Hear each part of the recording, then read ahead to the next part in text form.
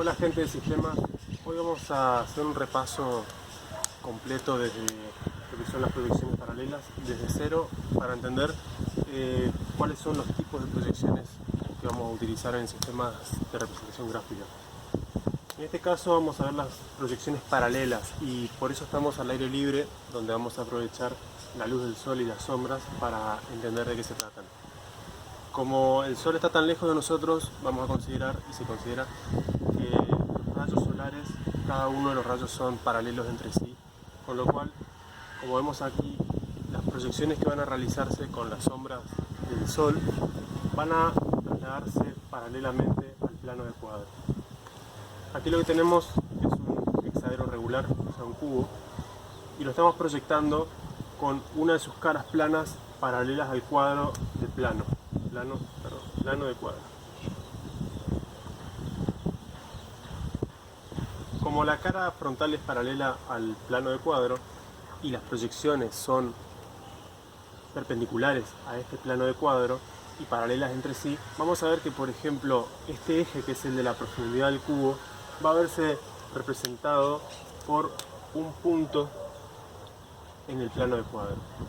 De la misma forma, estas aristas van a estar representadas por puntos, y lo que vamos a ver es, en el plano de cuadro, una figura plana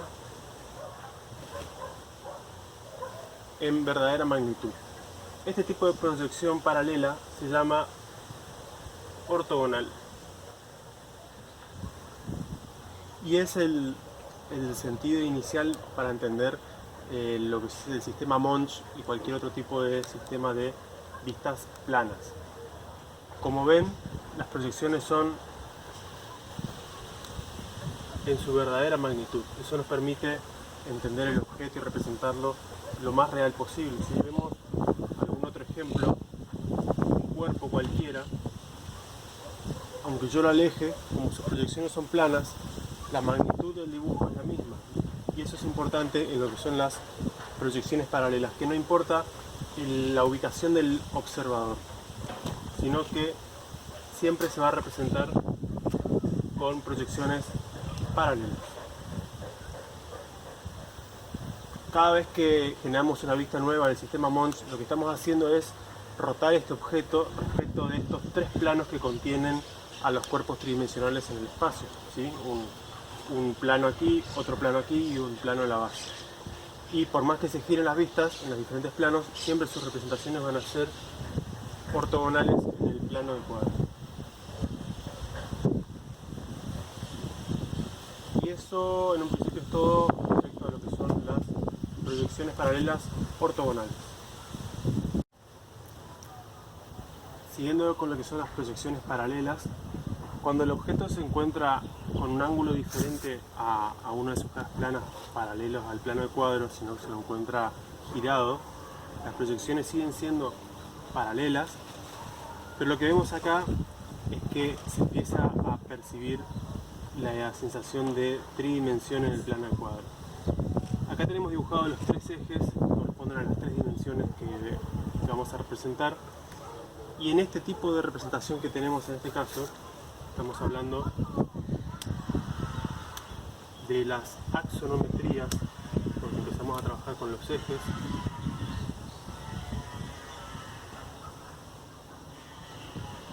Lo que tenemos dibujado son los tres ejes y lo que vamos a entender son los ángulos que componen a esos ejes, ¿sí? En este caso, como vemos, nuestro cubo está representado por este hexágono donde confluyen en el centro sus vértices. Como ven aquí, el cubo pierde un poco la noción de profundidad, porque justamente esa coincidencia no es práctica cuando se quiere representar un objeto que tiene estas características cúbicas, ¿no? Porque se superpone lo que es la arista trasera con la arista frontal superior, pero sí es un buen ejemplo para explicar la perspectiva denominada isométrica.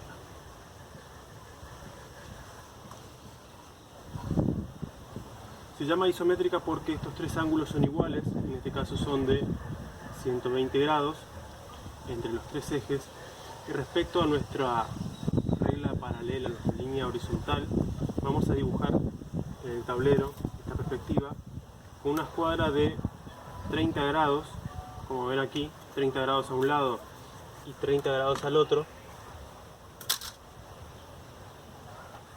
30 grados.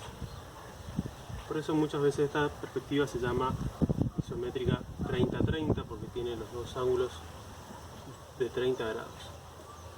Para saber si la estamos dibujando bien, lo que hay que verificar es que cada una de estas líneas que estamos trazando sean exactamente de la misma dimensión. Se llama isométrico porque cada una de sus dimensiones tienen la misma proporción. No es verdadera magnitud, porque si prestan atención, esta arista que está representado acá, cuando se proyecta en este punto y en este otro punto, sufre una pequeña deformación, es una reducción de la magnitud. Lo cierto es que el objeto se puede dibujar en verdadera magnitud, pero va a ser una figura más grande que la de la sombra que estamos arrojando aquí, ¿sí? De igual manera, lo importante es que si dibujamos este cuerpo y seguimos dibujando un cubo, esta dimensión, que vamos a suponer que puede ser 100 milímetros, va a ser la misma que esta, que va a ser 100, va a ser la misma que esta aquí, que va a ser 100, va a ser la misma que cualquiera otra de sus caras. Entonces esta perspectiva es muy práctica para dibujar cosas más o menos simples que tienen cuerpos prismáticos, porque con las escuadras, con esta escuadra que es la de 30 a 60 grados, podemos dibujar muy fácilmente todo esto. Pero bueno, este es el caso en el cual los tres ángulos son iguales y nuestro cuerpo está orientado de una forma simétrica. Y recuerden que esta es la perspectiva isométrica. Cuando el cuerpo no se encuentra centrado, sino que tiene algún tipo de inclinación diferente, vamos a suponer, por caso, esto, lo que tenemos acá es que en este eje y en este existe un ángulo que va a ser igual a este otro ángulo, ¿sí? Cualquier ángulo, pero es diferente a este otro ángulo. Como aquí hay dos ángulos iguales, hay dos dimensiones que se van a dibujar de la misma forma, con la misma proporción. Todo lo que se dibuje sobre este eje y todo lo que se dibuje sobre este eje van a tener la misma magnitud en cuanto al cubo, y lo que se dibuja en el tercer eje va a tener una reducción para que se siga percibiendo la perspectiva. Esta perspectiva se llama axonométrica dimétrica y requiere de algunos cálculos para entender qué reducción va a sufrir las dimensiones en este eje respecto de los ángulos que estemos describiendo acá. Hay múltiples normas para este tipo de perspectivas, pero por su complejidad no es muy usada. Lo mismo va a ocurrir cuando movamos el cuerpo con otros ángulos, por ejemplo, ahí. Lo que tenemos acá es que los tres ángulos de los tres ejes van a formar los tres ángulos diferentes. Esto hace que para que se perciba el cuerpo como un cubo en perspectiva y se refleje esa perspectiva, cada una de estas magnitudes en cada uno de estos ejes va a ser diferente. Y como sus tres ángulos son diferentes, vamos a hacer diferentes reducciones a los ejes para poder representar el cubo con su aspecto de cubo, pero con las dimensiones que corresponden. Este tipo de perspectiva donde hay tres ángulos diferentes se llama trimétrica. Y es aún más compleja que la dimétrica, por obvias razones. Hay un eje más. Cada uno de los ejes va a dibujarse con coeficientes de reducción diferentes. Eso le suma mucha complejidad, por eso también es escasamente utilizada. Pero en algunos libros técnicos van a encontrar perspectivas trimétricas y dimétricas Y eso es lo que tienen que entender. Hay relaciones entre los ángulos y los coeficientes de reducción en cada uno de los ejes para poder entender el objeto. De lo que son las proyecciones paralelas, en las axonometrías, la más utilizada es la primera que mostramos, que es la perspectiva isométrica, la más práctica y la más difundida.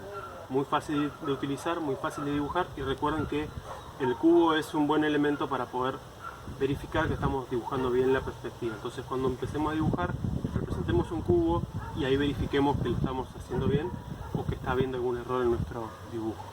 Eso es todo por el momento respecto a lo que son las axonometrías. Siguiendo con las proyecciones paralelas, cuando el plano de cuadro se encuentran en un ángulo diferente que al perpendicular de los rayos del sol, aquí vemos la sombra arrojada por los rayos del sol, lo que tenemos son proyecciones paralelas oblicuas.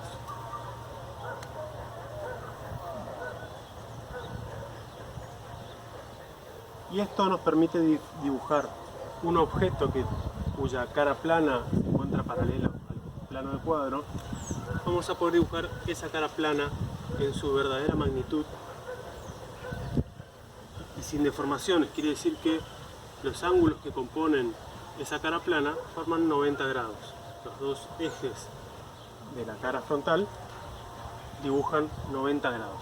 Esto es interesante porque nos permite darle más importancia a una de las caras, dibujarla bien con las mismas proporciones que nuestro objeto real y con los ángulos de 90 grados a 90 grados.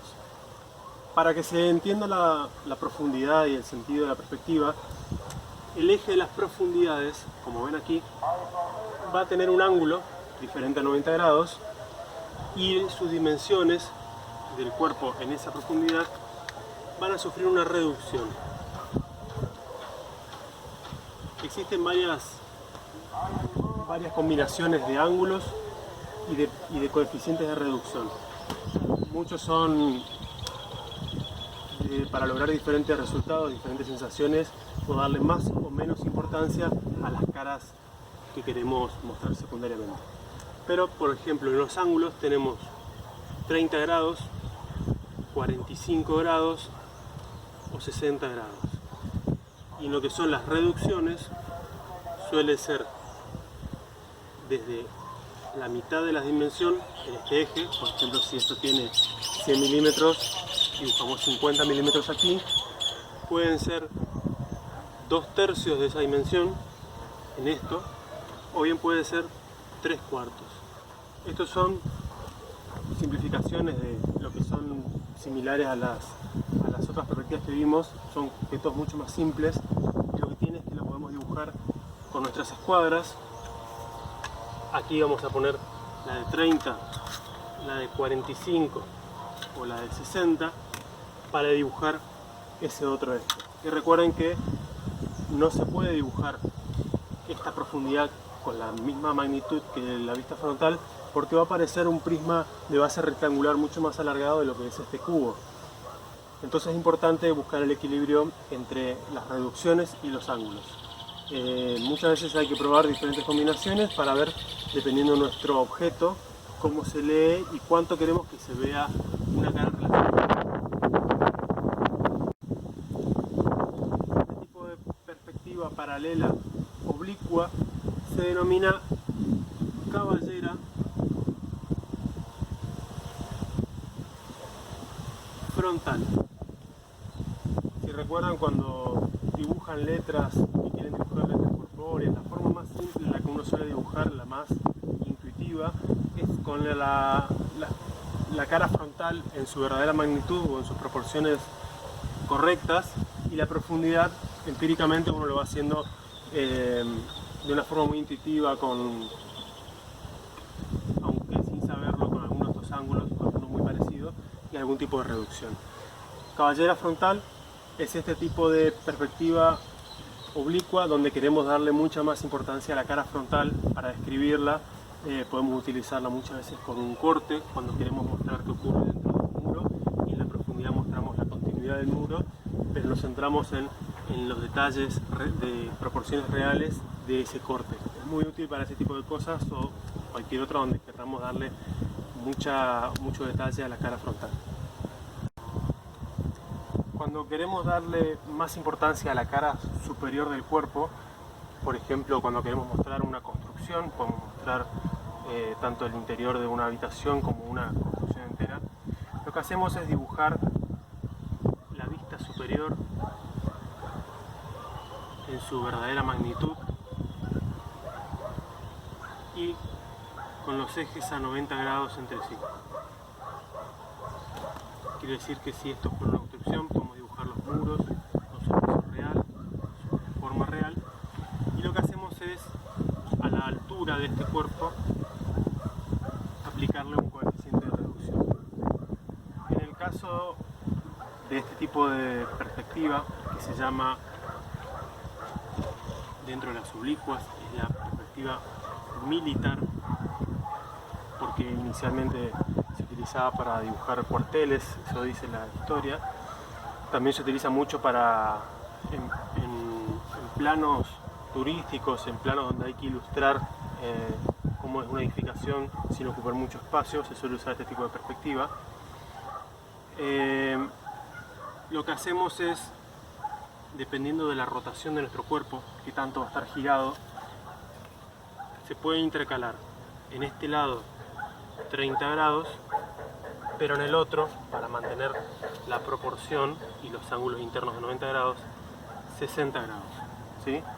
Si esto tuviera 30 grados, estaríamos deformándolo y transformándolo en una perspectiva isométrica, por eso se combina 30-60, o bien, si lo centramos un poco más en el eje, va a ser 45 y 45 grados, ¿sí? Y de vuelta, estamos usando estos mismos ángulos y estos mismos coeficientes de reducción para el eje de las alturas. Es muy útil cuando, por ejemplo, queremos mostrar un baño o un interior de una habitación o toda una construcción. Si tenemos la planta definida, dibujamos la planta y comenzamos a elevar la construcción de una forma muy simple y reducimos la altura siempre para que se perciba con claridad este dibujo.